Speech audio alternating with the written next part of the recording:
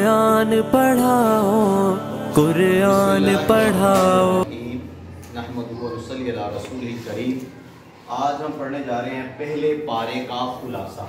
पहले पारे का नाम है अलिफ लाम मीम। पहले पारे में सूरतुल फातिहा और सूरह बकरा की 141 आयात शामिल हैं। ज़ाहिर सूरह फातिहा भी पहले पारे का हिस्सा है। तो पहले हम सूरह फातिहा का कुछ जायजा लेंगे मुख्तसर। तो सूरह फातिहा ये मक्की सूरत है, ये मक्की सूरत है। मक्की और मदनी सूरतों की तफसील हम पढ़ चुके हैं। नंबर 2, इसमें कुल 7 आयात हैं। कितनी आयात है? 7 आयात है। और इसके जो नाम हैं वो हदीस में मुख्तलिफ आते हैं, खुद कुरान करीम में भी इसके बारे में मुख्तलिफ इसके नाम हैं। तो एक नाम इसका उम्मुल कुरान है, असासुल कुरान है, कुरान की बुनियाद है। उसके बाद इसकी इब्तदाई 2 आयात और इसी तरह चौथी आयत में तौहीद का मज़मून है। तीसरी आयत में क़यामत का जिक्र है और 5वीं और 6ठी आयत में नबूवत और रिसालत का तज़किरा है।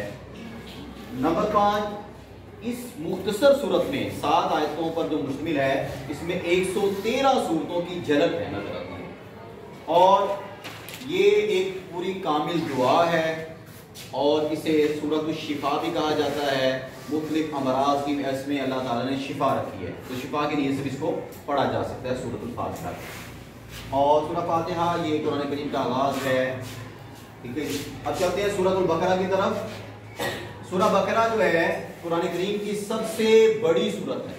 इसकी 286 आयात है, बाकी सबसे छोटी। नंबर 2, इसका अक्सर हिस्सा हिजरत मदीना के इब्तिदाई अरसा में नाज़िल हुआ। जब नबी करीम सल्लल्लाहु अलैहि वसल्लम सहाबा मक्का मुकर्रमा से मदीना मुनव्वरा हिजरत करके गए हैं तो वहां पे ये नाज़िल हुआ है।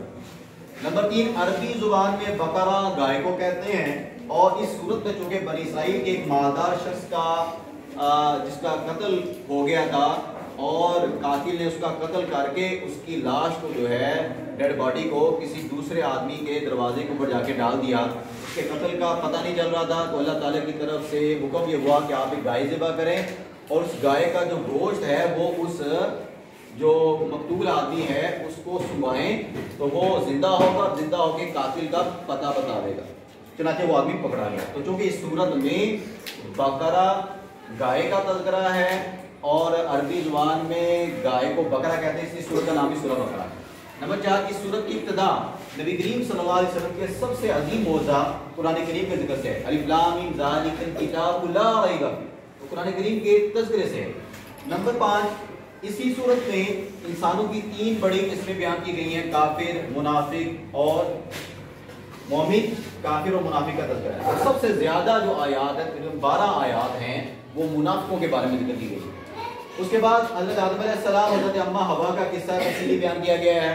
और हज़रत आदम अलैहिस्सलाम अम्मा हवा का जो तज़किरा है, इसमें क्या है, आदम अलैहिस्सलाम की अज़मत शान और फिर उनको ज़मीन का खलीफा बनाया जाना, ज़मीन पर किसरानी, पूरा एक वाक़या है। इब्लीस जो है लाइन है, उस पर जो है लानत हुई और फिर यहीं पे जो है हज़रत आदम अलैहिस्सलाम को तमाम फरिश्तों के ज़रिए सजदा करवाया जाना और इब्लीस का सजदा ना करने की वजह से हमेशा के लिए लानत का मुस्तहिक हो जाना। नंबर 7, अक्सर मुकामात पर बनी इसराइल का तज़किरा है। बनी इसराइल का तज़किरा जिन्हें अल्लाह ताला ने अहले किताब कहकर पुकारा है, उनका तज़किरा बहुत ज़्यादा है। अक्सर पारे में उनका तज़किरा है, सबसे ज़्यादा तज़किरा है। ज़ाहिरी बातनी, इसमें अल्लाह ताला ने उन पर जो ज़ाहिरी बातनी दीनी दुनियावी नेमतें की थी और उनकी उन्होंने जो नाशुक्री की उसको तफसील से बयान किया गया। उसके अलावा इसमें बनी इसराइल पर जो फ़िरौन के मज़ालिम हैं हुए और फिर अल्लाह ताला ने उनको निजात दी, सारा फ़िरौन और इसका सारा लश्कर गर्क हुआ, वो किस्सा है।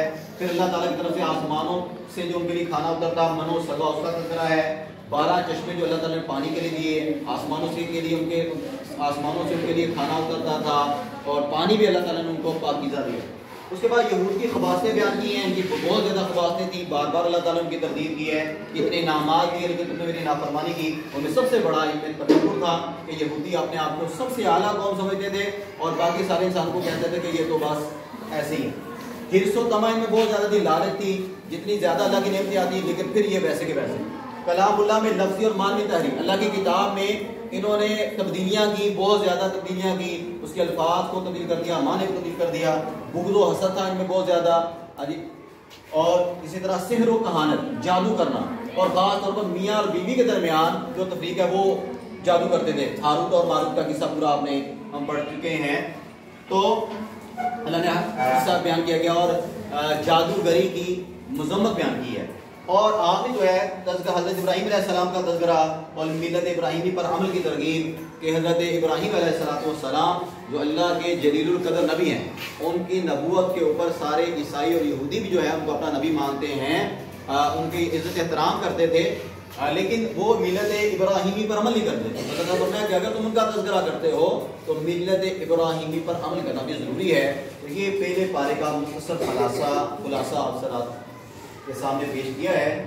امید ہے کہ انشاءاللہ فہم قرآن کے لیے اور پہلے پارے کے مضامین سمجھنے میں یہ ہمارے لیے معاون ہوگا. جزاکم اللہ خیر.